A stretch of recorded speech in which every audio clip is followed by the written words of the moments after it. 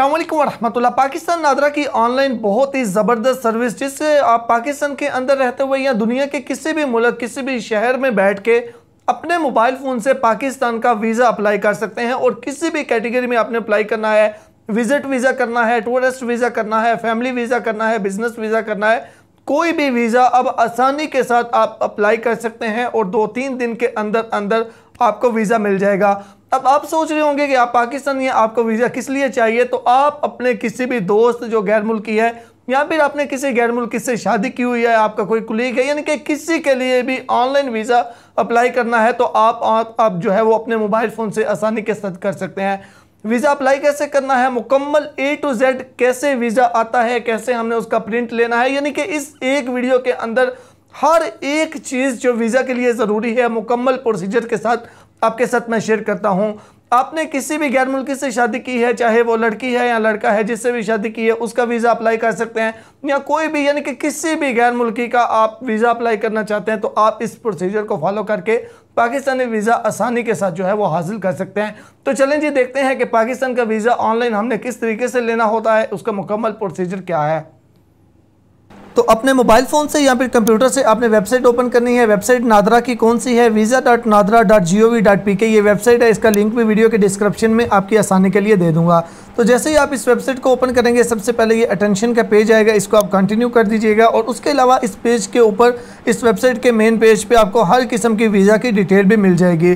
तो वो डिटेल तो आपको मैं साथ साथ वैसे भी बताने वाला हूँ, तो इसलिए हम नेक्स्ट करते हैं। अब सिंपली यहाँ पर थोड़ा नीचे आएँ, यहाँ पे आपको अप्लाई नाउ लिखा हुआ मिलेगा। अप्लाई नाउ के ऊपर आपने क्लिक करनी है। और उसके बाद जाहिर सी बात है, किसी भी वेबसाइट पे जाके कोई काम करने के लिए आपको पहले उसका अकाउंट बनाना पड़ता है। तो न्यू अकाउंट के ऊपर क्लिक करके बेसिक इन्फॉर्मेशन दे के अपना given name, sir name, email, और दोबारा से ईमेल और पासवर्ड बना के, पासपोर्ट नंबर लिख के फिर पासवर्ड बनाना है, फिर दोबारा से वही पासवर्ड रिपीट करना है जो पासवर्ड आपने बनाया होगा। और इस तरह का जो भी कैप्चा कोड आएगा यहाँ पर लिख के आपने सेव एंड कंटिन्यू करके पहले अपना अकाउंट बना लेना है।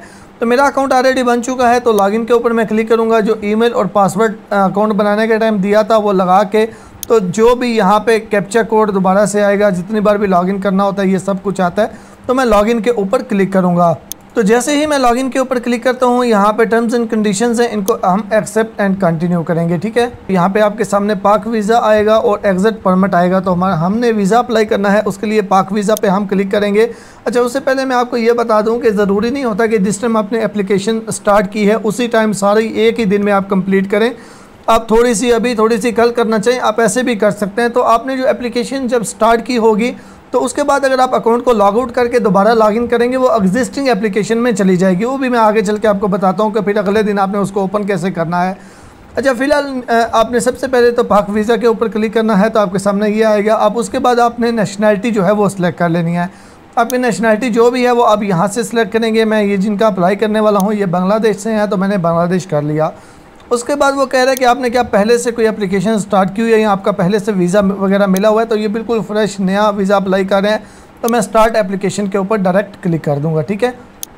उसके बाद अब यहाँ पे एप्लीकेशन कैटेगरी आएगा। सबसे पहले एप्लीकेशन कैटेगरी में आप सेलेक्ट करना है आपको कौन सा वीज़ा चाहिए। इसमें बिजनेस है, फैमिली यानी कि जर्नलिस्ट, मेडिकल, हर किस्म के वीज़ा है यहाँ पे, ऑफिशियल, उसके बाद ज़ियारतों के लिए, स्टडी के लिए, टूरिस्ट वीज़ा, जो भी आपको वर्क वीज़ा जो भी चाहिए आपने वो कर लेना है।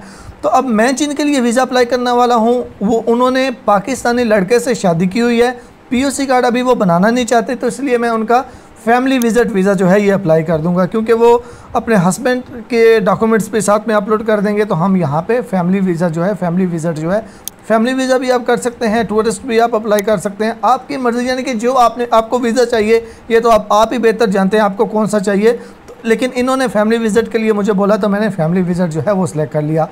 अब वीज़ा सब कैटेगरी में यहाँ पे ट्रैवल है और फैमिली विज़िट है, तो मैंने फैमिली विज़िट कर दिया, ठीक है। उसके बाद एप्लीकेशन टाइप एंट्री एक्सटेंशन, तो हमें नया वीज़ा चाहिए एंट्री के लिए, तो हम एंट्री के ही सिलेक्ट करेंगे। अगर आपने पहले से वीज़ा अप्लाई किया हुआ उसको आप एक्सटेंड करवाना चाहते हैं तो फिर आप एक्सटेंशन में करेंगे, ठीक है। उसके बाद वीज़ा टाइप सिंगल एंट्री चाहिए, मल्टीपल एंट्री चाहिए, या फिर मल्टीपल एंट्री 1 साल से ज़ायद, यानी कि एक है सिंगल एंट्री, आप एक बार आएँ और वापस चले जाएँ। दूसरी है मल्टीपल एंट्री, यानी कि 1 साल का वीज़ा होगा, 1 साल में आप 2-3 बार एंट्री एग्जिट कर सकते हैं, ठीक है, और तीसरा 1 साल से ज़्यादा। तो इनको चाहिए मल्टीपल एंट्री वीज़ा, जो कि मैं अप्लाई करने वाला हूँ 1 साल का, ठीक है। 1 साल में ये जितनी बार भी आना जाना चाहें आप आ जा सकते हैं ये, ठीक है। यहाँ पे अब ये चीज़ें आप अपनी रिक्वायरमेंट के मुताबिक सिलेक्ट करेंगे। उसके बाद आएगा विज़िट पर्पस। अब क्यों पाकिस्तान आ रहे हैं, क्यों यहाँ, यानी कि आपके विज़िट पाकिस्तान आने का पर्पस क्या है, मकसद क्या है। तो यहाँ पे आप जो है वो जो भी आपका मकसद है वो लिख सकते हैं। तो यहाँ पे मैं इनका लिख लेता हूँ फैमिली मीटअप लिख लेता हूँ, ठीक है। इन्होंने अपनी फैमिली से मिलना है तो मैंने ये कर लिया, ठीक है। उसके बाद अलाउ वीज़ा ड्यूरेशन, कितना यानी कि कितने महीने का या कितने दिनों का वीज़ा चाहिए। तो मैं यहाँ से 1 ईयर कर लेता हूँ, ठीक है, 1 साल का। तो आप यहाँ से सिलेक्शन कर सकते हैं। हमने ये ऊपर वीज़ा टाइप भी किया तो उस हिसाब से ही आपने यहाँ से भी करना है। ये नहीं है कि ऊपर आपने 1 ईयर किया और यहाँ से आप 5 ईयर कर रहे हैं। अच्छा, उसके बाद ये स्टेप हो गया। उसके बाद नीचे हम करते हैं कंट्री। तो कंट्री जाहिर सी बात है आप इस टाइम कहाँ पे हैं, आपने वो, अगर आप बांग्लादेश में हैं, जहाँ पे भी हैं, फॉर एग्ज़ाम्पल आप हैं बांग्लादेश के लेकिन जिनका वीज़ा अप्लाई कर रहे हैं वो हैं उस कंट्री के, लेकिन वो इस टाइम मौजूद सऊदी अरबिया में है, इस टाइम मौजूद दुबई में है। तो जहाँ पे हैं वहाँ का सिलेक्ट करना है। तो ये इस टाइम जो है वो बांग्लादेश के अंदर ही है, मैंने बांग्लादेश किया। उसके बाद मिशन ढाका। ये क्यों सिलेक्ट किया, इन केस इंटरव्यू के लिए वो आपको बुलाते हैं, वीज़ा के रिलेटेड इंटरव्यू भी हो सकता है, आपको एम्बेसी भी जाना पड़ सकता है। तो अब अगर आप सऊदी अरबिया बैठे हुए हैं, यानी कि जिनका वीज़ा अप्लाई करें वो सऊदी अरबिया बैठे हुए हैं, लेकिन यहाँ पे आपने उनकी नेशनलिटी वाला कंट्री सेलेक्ट कर दिया, तो फिर जाहिर सी बात है वो तो सऊदी अरबिया वाली एम्बेसी में, वो तो सऊदी अरबिया होंगे, सऊदी अरबिया वाली एम्बेसी में जा सकते हैं। लेकिन यहाँ से आपने बांग्लादेश या फिर कोई और कंट्री किया हुआ होगा, तो इसलिए जहाँ पर आप मौजूद हैं यहाँ पर मिशन कंट्री में आपने वही सिलेक्ट करना है, ठीक है। उसके बाद एंट्री पोर्ट, आप पाकिस्तान किस कंट्री किस एयरपोर्ट से एंटर होना चाहते हैं, ठीक है। यहाँ से आप सिलेक्ट कर सकते हैं जहाँ से भी आप एंटर हो रहे हैं, वाघा बॉर्डर से या यानी कि जितने भी एंट्री रास्ते हैं पाकिस्तान वहाँ से आप कर सकते हैं। तो ये लाहौर एयरपोर्ट से एंटर होंगे, मैंने लाहौर एयरपोर्ट कर लिया। उसके बाद डिपार्चर कहाँ से होंगे, ये डिपार्चर भी लाहौर से होंगे, मैंने ये सिलेक्ट कर लिया। अब यहाँ पे अराइवल पाकिस्तान आने की अंदाजे के हिसाब से डेट लिखनी है। जाहिर सी बात है 100% तो कंफर्म नहीं है आपका क्या प्लान है, आपका जो भी प्लान है उसके मुताबिक आपकी जो एंट्री डेट है आप अंदाजे से लिख सकते हैं। ये ज़रूरी नहीं है 10 दिन ऊपर क्या नीचे क्या, आप लिख सकते हैं। और डिपार्चर डेट अंदाजे के मुताबिक वापस कब जाएंगे आप वो भी यहाँ से आप सिलेक्ट करेंगे, ठीक है। ये सारी डेटें अंदाजे के मुताबिक है, आप वो यहाँ से सिलेक्ट कर सकते हैं, ठीक हो गया। उसके बाद इसको हम ऊपर करते हैं। उसके बाद आएगी जी पासपोर्ट की डिटेल। अब यहाँ पे सबसे पहले आपने पासपोर्ट नंबर लिखना है, जो भी आपका पासपोर्ट नंबर है, पासपोर्ट वैलिड होना चाहिए, 6 मंथ से भी ज़्यादा वैलिड होना चाहिए। उसके बाद पासपोर्ट है, ऑर्डिनरी है, ऑफिशियल है, डिप्लोमेटिक है, जो भी है। तो इनका ऑर्डिनरी है तो ऑर्डिनरी पे मैं क्लिक करूँगा, ठीक है। इशूइंग अथॉरिटी, यानी कि कौन सी अथॉरिटी ने जो है वो इशू किया, तो जाहिर सी बात है मिनिस्ट्री ऑफ इंटीरियर ने किया या जिसने भी किया वो यहाँ पर आप कर लेंगे, ठीक है। उसके बाद पासपोर्ट कंट्री, कौन से कंट्री का पासपोर्ट है, इनका बांग्लादेश का है, मैंने बांग्लादेश कर लिया। आपका जो भी है वो आप सेलेक्ट कर लें। इशू डेट, आपका जो पासपोर्ट है वो कब इशू हुआ, तो जिस डेट को इशू हुआ आपने वो यहाँ से सिलेक्ट करनी है। और एक्सपायरी डेट क्या है, यानी कि आपका पासपोर्ट एक्सपायर कब हो रहा है आपने वो यहाँ से सिलेक्ट करना है। उसके बाद वो कह रहा है कि क्या do you have any other passport और ट्रैवल, यानी आपके पास किसी और कंट्री का कोई और डॉक्यूमेंट है, कोई और पासपोर्ट है। अगर है तो आप यस करेंगे और उसकी डिटेल देंगे, अगर नहीं है इसको नो ही रहने देंगे। यहाँ तक ये कंप्लीट हो गया तो इस स्टेप को आपने सेव करना है। इस स्टेप को हम जो है वो सेव करते हैं। तो यहाँ पे आप देखें अभी हमने यहाँ तक एप्लीकेशन का पहला स्टेप कंप्लीट किया। एमरजेंसी में मुझे कहीं पे काम जाना पड़ गया, मैं इसको लॉग आउट कर देता हूँ, यानी कि अकाउंट को लॉग आउट कर दूँगा। अब फिर बाद में जब मैं आऊँगा तो मेरे सामने कुछ इस तरह से पेज ओपन होगा। अब मैं चाहता हूँ जहाँ से मैंने एप्लीकेशन छोड़ी थी वहाँ से ही मैं स्टार्ट करूँ। एग्जिस्टिंग एप्लीकेशन पे मैं क्लिक करूँगा तो यहाँ पे नॉट सबमिट के अंदर जो एप्लीकेशन होगी, ये देखें ये वाली मेरी एप्लीकेशन है। तो मैं इसकी ये ट्रैकिंग आईडी के ऊपर मैं क्लिक करूँगा तो जहाँ से मैंने छोड़ी होगी ये देखें वहाँ से ही ये दोबारा स्टार्ट हो जाएगी, ठीक है। अब उसके बाद अब यहाँ पे जितनी भी इन्फॉर्मेशन देनी है जाहिर सी बात है सेम एज इट आपके पासपोर्ट के ऊपर जो इन्फॉर्मेशन है वो देनी है। अब सरनेम में आपका सरनेम क्या है, पासपोर्ट पे देखें जो भी सरनेम है वो लिखें। गिवन नेम जो भी आपका पासपोर्ट पे गिवन नेम है वो लिखें। अदर नेम समटाइम आपका थर्ड नेम भी कोई होता है, अगर है तो वो लिखें, नहीं है तो छोड़ दें। कंट्री ऑफ बर्थ कहाँ पे पैदा हुए, ये बांग्लादेश में हुए तो मैं यहाँ से बांग्लादेश कर लूँगा, अब जिस कंट्री में पैदा हुए। उसके बाद डेट ऑफ बर्थ क्या है, जो भी आपकी डेट ऑफ बर्थ है वो आपने यहाँ से सिलेक्ट कर लेनी है। तो इनकी मैं सिलेक्ट कर लेता हूँ। उसके बाद आएगा डेट ऑफ बर्थ के बाद आएगी प्लेस ऑफ बर्थ, आप कहाँ पे पैदा हुए, ये ढाका में पैदा हुए, आप जिस भी डिस्ट्रिक्ट सिटी वगैरह जहाँ पे पैदा हुए आप वो यहाँ पे करेंगे। उसके बाद रिलीजन अल्हम्दुलिल्लाह इस्लाम कर लिया। उसके बाद कंट्री ऑफ रेजिडेंस, आप इस टाइम कौन से मुल्क में मौजूद हैं, ये कंट्री ऑफ यानी आपकी नेशनैलिटी नहीं पूछ रहा, आपसे पूछ रहा है कि आप इस टाइम मौजूद कहाँ पे हैं। तो ये इस टाइम मौजूद जो है वो बांग्लादेश के अंदर ही है, लेकिन अगर आप रेजिडेंस इस टाइम जो है वो सऊदी अरबिया या किसी और में है तो वो आप कर सकते हैं, ठीक है। ये इस टाइम बांग्लादेश में है तो मैंने बांग्लादेश ही किया। उसके बाद नेटिव लैंग्वेज, आपकी बेसिक लैंग्वेज कौन सी है जिसे हम मदर लैंग्वेज कहते हैं, वो आपने यहाँ से सिलेक्ट कर लेनी है, लिख लेनी है ठीक है। ब्लड ग्रुप अगर आपको पता है तो लिख लें, अगर नहीं है तो भी आपको यहाँ पे लाजमी सिलेक्ट करना पड़ेगा। जो भी आपका ब्लड ग्रुप है तो आपने यहाँ पे लिखना है, ठीक है। एजुकेशन आपकी कितनी है, जितनी भी है वो आपने यहाँ से सिलेक्ट करनी है। उसके बाद legal status at current location, आप इस टाइम जिस जगह पे मौजूद हैं, जहाँ पे रह रहे हैं, वहाँ पे आप किस बेस पे रह रहे हैं, आप वहाँ के सिटीज़न हैं या परमानेंट रेजिडेंस कार्ड है आपके पास, या विजिटर हैं या स्टूडेंट हैं या वर्क वीज़ा, जहाँ पे भी। लेकिन ये तो इस टाइम बांग्लादेश में रह रहे हैं तो यहाँ के ये सिटीज़न हैं तो मैंने बांग्लादेश कर लिया। उसके बाद मेल हैं या फीमेल हैं, जो भी हैं वो सिलेक्ट करना है, ये फीमेल हैं मैंने फीमेल कर लिया। मैरिटल स्टेटस, सिंगल हैं, मैरिड हैं, विधवा हैं, डिवोर्स हो चुकी है या सेपरेट हैं, तो ये मैरिड हैं, मैंने मैरिड के ऊपर क्लिक कर दिया, ठीक है, मैरिड सेलेक्ट कर लिया। उसके बाद नीचे आएगा कॉन्टैक्ट डिटेल, अब कॉन्टैक्ट डिटेल में आपने अपनी इन्फॉर्मेशन यानी कि आप इस टाइम जहाँ पे मौजूद हैं, कंट्री वगैरह, वो आपने इन्फॉर्मेशन देनी है। तो ये बांग्लादेश के अंदर है, मैंने कंट्री बांग्लादेश, एड्रेस लाइन 1 में बिल्डिंग नंबर, स्ट्रीट नेम वगैरह जो भी है, उसके बाद सिटी में सिटी वगैरह आपने लिखना है, ये सारी इन्फॉर्मेशन आपने देनी है, ठीक है। उसके बाद वो पूछ रहे हैं how long have you stay at this address, यानी कि ये जो आपने एड्रेस दिया है ऊपर, इस एड्रेस के ऊपर आप कितने अरसे से रह रहे हैं। आपको इसी एड्रेस, अगर तो आप परमानेंट ये आपका एड्रेस है, जाहिर सी बात है फिर जब से आप पैदा हुए तब से आप रह रहे हैं, तो जब से आप पैदा हुए यानी कि जो भी आपने एड्रेस दिया उस एड्रेस पे आप कितने सालों से रह रहे हैं। तो ये तकरीबन इनकी 20 साल उम्र है, 25 साल उम्र है, तो ये 25 साल से इसी एड्रेस पे रह रहे हैं। तो मैंने यहाँ से 25 साल और अंदाजे के साथ 2 महीने वगैरह कर लिया। उसके बाद आएगा ईमेल एड्रेस, अब जो भी आपका ईमेल एड्रेस है आपने वो यहाँ पे लिखना है। ईमेल एड्रेस लिखने के बाद लैंडलाइन नंबर में आपने अपना मोबाइल नंबर लिखना है, मोबाइल नंबर के बाद यहाँ पे भी लैंडलाइन नंबर लिखना है, फिर आपने मोबाइल नंबर, यानी कि अगर आपके 2-3 नंबर हैं तो आप वो यहाँ पे लिख लेंगे, ठीक है। उसके बाद नीचे नेशनैलिटी की डिटेल बांग्लादेश, और यहाँ पे आपको बांग्लादेश की नेशनैलिटी कब मिली, तो इनको बाय बर्थ मिली तो मैंने बर्थ कर लिया। उसके बाद वो कह रहे हैं कि क्या आपके पास कोई और नेशनैलिटी है, तो कोई भी और नेशनैलिटी नहीं है, इसको नो ही रहने दूंगा और इस स्टेप को भी हम सेव कर देंगे। तो ये स्टेप जो है ये भी हमारा सेव हो चुका है। अब उसके बाद बारी आ जाएगी फैमिली इन्फॉर्मेशन की। अब यहाँ पे आपने फैमिली इन्फॉर्मेशन देनी है। फैमिली इन्फॉर्मेशन में अब आपने 1 बाय 1 मेंबर जो है उनको ऐड करना है। वो कैसे, सबसे पहले आपने जिसका भी नाम लिखना है, यहाँ पे देखें रिलेशन में आप जिसका नाम लिख रहे हैं आप उसके क्या लगते हैं। सबसे पहले फॉर एग्जांपल मैंने फादर किया, अब यहाँ पे फादर सेलेक्ट किया तो यहाँ पे आप फादर नेम आपने अपना लिखना है, और नेशनैलिटी इनकी कौन सी है आपके फादर की वो सिलेक्ट करना है। वो कह रहे हैं ट्रैवलिंग विद यू, यानी ये आपके साथ सफ़र करेंगे तो यस, नहीं करेंगे तो नो। इनका पासपोर्ट नंबर अगर है तो लिख लें, अगर नहीं है छोड़ सकते हैं। नेशनैलिटी इनकी पीछे इनके इससे पहले कोई नेशनैलिटी थी, अगर यही नेशनैलिटी है और पहले कोई नेशनैलिटी नहीं थी इसको भी छोड़ सकते हैं। डेट ऑफ बर्थ अगर पता है लिख लें, अगर नहीं पता जाहिर सी बात है पता तो होगा तो आप लिख लें। कंट्री ऑफ बर्थ ये कहाँ पे पैदा हुए थे वो लिखना है, और इनका एड्रेस आपने लिखना है, ठीक है। ये सारी चीज़ें इनकी हो गई। और उसके बाद जब आप एक मेंबर को ऐड करें यानी कि उनकी डिटेल देंगे तो आपने ऐड मेंबर के ऊपर क्लिक करनी है। तो जब आप ऐड मेंबर के ऊपर क्लिक करेंगे तो यहाँ पे नीचे देखें एक मेंबर यानी कि आपके फादर यहाँ पे नीचे ऐड हो चुके हैं। अब उसके बाद आपने क्या करना है जी, अब दूसरा आपने अपनी मदर की डिटेल दे लेनी है। तो अब मदर का जो भी नेम है वो आपने यहाँ पे लिखना है, उनकी नेशनैलिटी कौन सी है आपने वो यहाँ पे सिलेक्ट करनी है।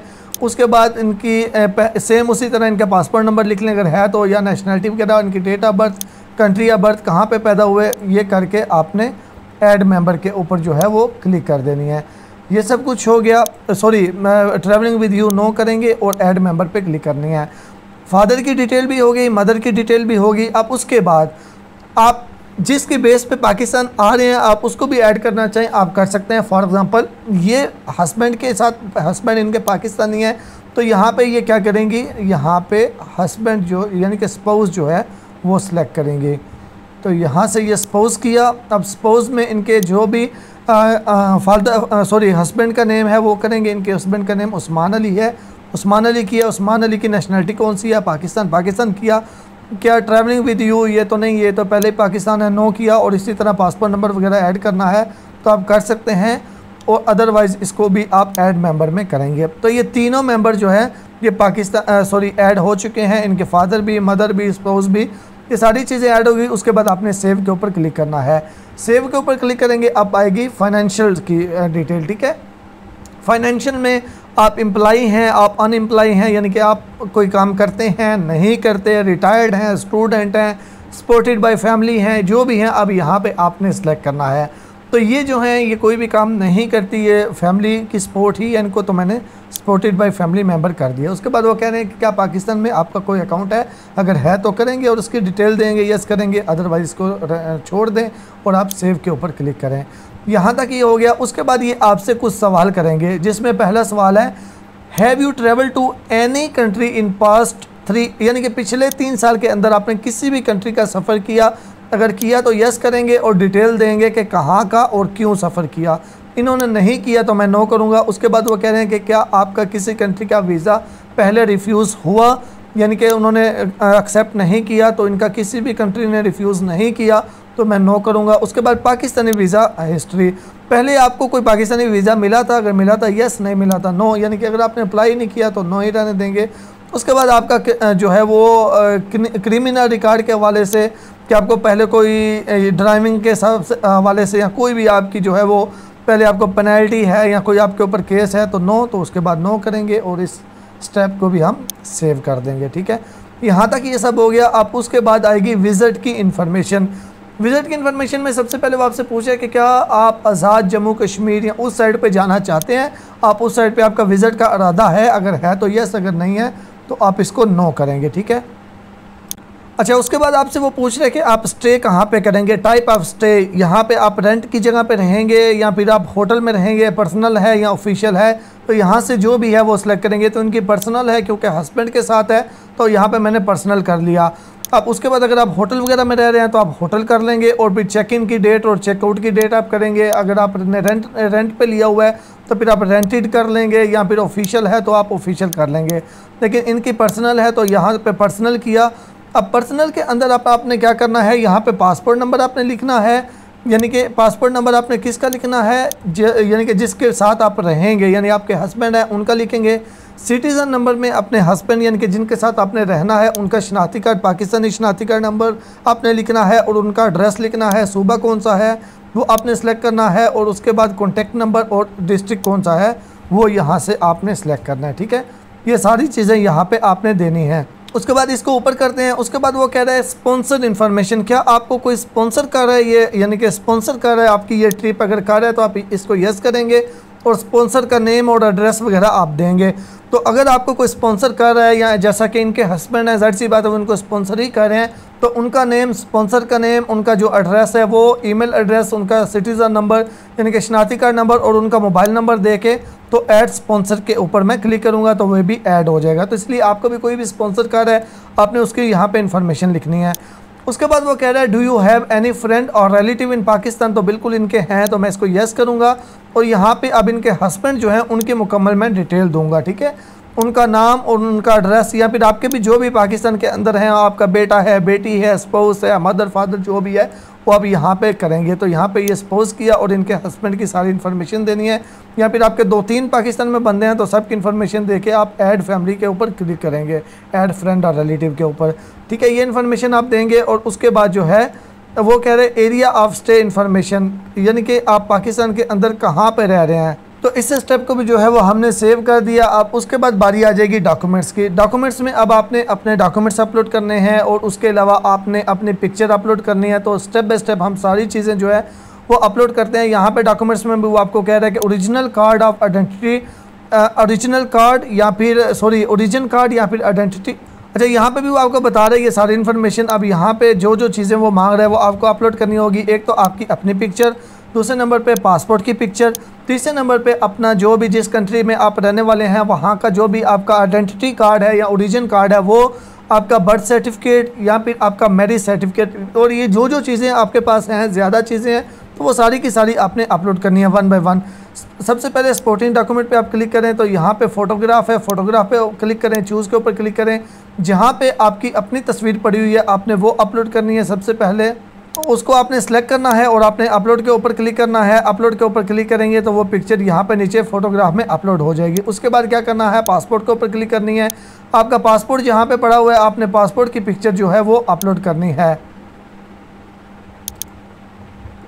उसके बाद चूज़ के ऊपर क्लिक करके अपलोड के ऊपर क्लिक करेंगे, वो भी अपलोड हो जाएगी। उसके बाद यहाँ पे हम करते हैं जी, यहाँ पे देखिए ओरिजिन कार्ड या फिर आइडेंटिटी कार्ड या फिर बर्थ सर्टिफिकेट। अब यहाँ पे आपने इसको सिलेक्ट करके आपका वहाँ जिस कंट्री में आप रहने वाले हैं वहाँ का जो भी आपका आइडेंटिटी कार्ड है वो आपने अपलोड कर देना है। और जो आपका पाकिस्तानी रिलेटिव है आपने इसको अदर को सिलेक्ट करके अब पाकिस्तानी जो भी है आपका, यानी आपके हस्बैंड हैं या आपकी वाइफ जो भी पाकिस्तानी है, उनका आईडी कार्ड वगैरह भी आपने अपलोड कर देना है। अगर आपकी मैरिज हुई है उनकी तो शादी, यानी कि जो भी जिस बेस पे आप वीज़ा को अप्लाई कर रहे हैं उसके रिलेटेड जो जो डॉक्यूमेंट्स हैं आपके पास, अगर आप हस्बैंड की बेस पे करें तो हस्बैंड का पासपोर्ट आईडी कार्ड वगैरह भी अपलोड करें। अपने डॉक्यूमेंट आपने अपनी तस्वीर, अपना पासपोर्ट वगैरह, अपना आइडेंटिटी कार्ड, मैरिज सर्टिफिकेट ये तो अपलोड करना ही है। उसके साथ साथ ये चीज़ें भी आप अदर यानी कि जिस बेस पे आप अप्लाई करें वो अपलोड करें। तो यहाँ तक ये सब कुछ हो चुका, डॉक्यूमेंट्स हमारे हो चुके। अब इस स्टेप को भी हम करते हैं जी सेव। तो डॉक्यूमेंट्स वाला हमारा स्टेप जो है ये भी कंप्लीट हो चुका है, डॉक्यूमेंट हमारे अपलोड हो चुके हैं। इस स्टेप को भी हमने सेव करना है। सेव के ऊपर जैसे ही हम क्लिक करेंगे उसके बाद एप्लीकेशन की समरी हमारे सामने आ जाएगी, यानी कि रिव्यू का पेज आएगा। अब यहाँ से आप एक बार अच्छे तरीके से तसल्ली से सारी चीज़ें चेक कर लीजिएगा, क्योंकि अगर आप इस रिव्यू के बाद भी इसको सबमिट करते हैं तो कोई मिस्टेक होगी तो आप उसको दूर नहीं कर सकते। लेकिन अभी आपके पास टाइम है, कोई करेक्शन करनी है, कोई मिस्टेक है उसको आप ठीक कर सकते हैं, ठीक है। तो अब यहाँ से अच्छे तरीके से सब कुछ आपको A to Z पूरी एप्लीकेशन की समरी आपको दिखाई जाएगी। आप चेक कर लें, कोई मिस्टेक है तो वापस जाके उस स्टेप पे उसको दूर कर दें। अगर कोई मिस्टेक, कोई प्रॉब्लम नहीं है तो फिर लास्ट में आपने आ जाना है। यहाँ पे ये टर्म्स एंड कंडीशंस हैं, इनको आपने टिक करना है और इस स्टेप को भी आपने सेव करना है। इस स्टेप को भी हमने सेव कर दिया। उसके बाद अब बारी आएगी पेमेंट की। प्रोसीड टू पेमेंट के ऊपर आपने क्लिक करना है। प्रोसीड टू पेमेंट के ऊपर क्लिक करके टर्म्स एंड कंडीशंस हैं इनको आपने एक्सेप्ट करना है। यहाँ पे ये चीज़ अच्छे तरीके से पढ़ लीजिएगा, नो रिफ़ंड पॉलिसी, यानी कि अगर आपकी एप्लीकेशन रिजेक्ट होती है तो कोई रिफ़ंड वाला सीन नहीं है। तो उसके बाद एक्सेप्ट एंड कंटिन्यू है, एक्सेप्ट एंड कंटिन्यू जो है इसके ऊपर क्लिक करें। अब यहाँ से बिलिंग इन्फॉर्मेशन आपने देनी है, ठीक है। अब जहाँ पे मौजूद है वहाँ की आप सारी जो है वो इन्फॉर्मेशन यहाँ पे दे सकते हैं। जहाँ से आप पेमेंट कर रहे हैं, जहाँ पे भी आप मौजूद है वहाँ का, पाकिस्तान है तो पाकिस्तान का अपना मुकम्मल एड्रेस वगैरह दे के तो अब आपने ये पेमेंट जो है ये करनी होगी। बिलिंग इन्फॉर्मेशन देके आपने नेक्स्ट के ऊपर क्लिक करना है। अब क्रेडिट कार्ड आएगा, अब किसी भी कंट्री का आप मास्टर या वीज़ा कार्ड इस्तेमाल कर सकते हैं और अब आपने ये पेमेंट जो है ये करनी है। तो यहाँ पे OTP आया, उसको मैंने सबमिट किया। तो आप देखते हैं जी पेमेंट के बाद नेक्स्ट स्टेप क्या आता है एप्लीकेशन सबमिशन का, या फिर ऑलरेडी पेमेंट के बाद एप्लीकेशन सबमिट हो जाएगी। अच्छा, हमारी पेमेंट जो है ये सबमिट हो चुकी है जी। उसके बाद यहाँ पे नीचे रेटिंग आपको देना चाहें दे सकते हैं। उसके बाद नीचे सबमिट लिखा हुआ है, सबमिट के ऊपर आपने क्लिक कर देना है, ठीक है। सबमिट के ऊपर आप क्लिक करेंगे तो अब यहाँ पे आपकी एप्लीकेशन जो है ये सबमिट हो चुकी है। इसको दोबारा आप चेक करना चाहते हैं, एग्जिस्टिंग एप्लीकेशन के ऊपर आपने क्लिक करना है। एग्जिस्टिंग एप्लीकेशन के ऊपर क्लिक करके यहाँ पे इन प्रोसेस के ऊपर आपने क्लिक करना है। तो यहाँ पे अब आपकी ये एप्लीकेशन है। अगर फॉर एग्जांपल कोई एक्स्ट्रा डॉक्यूमेंट आपको कुछ कहने को कहा जाता है तो यहाँ पे ये देखें एक्शन के नीचे NA लिखा हुआ है। अगर कोई एक्स्ट्रा डॉक्यूमेंट आपसे मांगा जाता है तो यहाँ पे उसका ऑप्शन आ जाएगा। तो उसके बाद हम देखते हैं कि अब नेक्स्ट स्टेप इसका क्या होता है और कितना टाइम लगता है। अच्छा जी, आपकी एप्लीकेशन जब सबमिट हो जाएगी उसके बाद आपको ईमेल में भी आपकी एप्लीकेशन सबमिशन की ईमेल आ जाएगी। उसके बाद आप वेट करें, तकरीबन 2-3 वर्किंग डेज़ का आप वेट करें। 2-3 दिन के अंदर अंदर, इससे जल्दी भी हो सकता है, लेकिन ये जो हमने अप्लाई किया था ये तकरीबन 3-4 दिन लगे थे। चौथे दिन जाके ईमेल आई थी। उसके बाद आपको ईमेल आएगी जिसमें आपको जो है वो नोटिफिकेशन होगा, नोटिफिकेशन ऑफ वीज़ा अप्रूवल का, जिसके अंदर आपकी मुकम्मल डिटेल भी होगी। अब उसके बाद आपने वीज़ा जो है वीज़ा पेपर को डाउनलोड कैसे करना है, दोबारा से आपने वेबसाइट पे आना है, अपने अकाउंट में लॉगिन करना है। लॉगिन करने के बाद यहाँ पे एग्जिस्टिंग एप्लीकेशन है, एग्जिस्टिंग एप्लीकेशन के ऊपर आपने क्लिक करनी है। यहाँ पे ग्रांटेड जो है लिखा हुआ है, ग्रांटेड के ऊपर आपने क्लिक करनी है। यहाँ पे आपके वीज़ा की डिटेल आ जाएगी। यहाँ पे देखें आगे डाउनलोड लिखा हुआ मिलेगा, डाउनलोड के ऊपर आपने क्लिक करनी है। ये फॉर्म देखें हमारा डाउनलोड हो रहा है। तो ये वीज़ा डॉक्यूमेंट ये हमारा अपलोड हो चुका है। इसको हम ओपन करते हैं तो ये देखें जी, ये हमारा वीज़ा है। तो इसका प्रिंट करें, टिकट लें और आप ट्रैवल करके पाकिस्तान आ जाएँ। तो ये तरीका था। उम्मीद करता हूँ इन्फॉर्मेशन अच्छी लगी होगी। मिलते हैं एक नई वीडियो के साथ। वहाँ में याद रखिएगा, लाइक और सब्सक्राइब ज़रूर कर दीजिएगा। अल्लाह हाफिज़।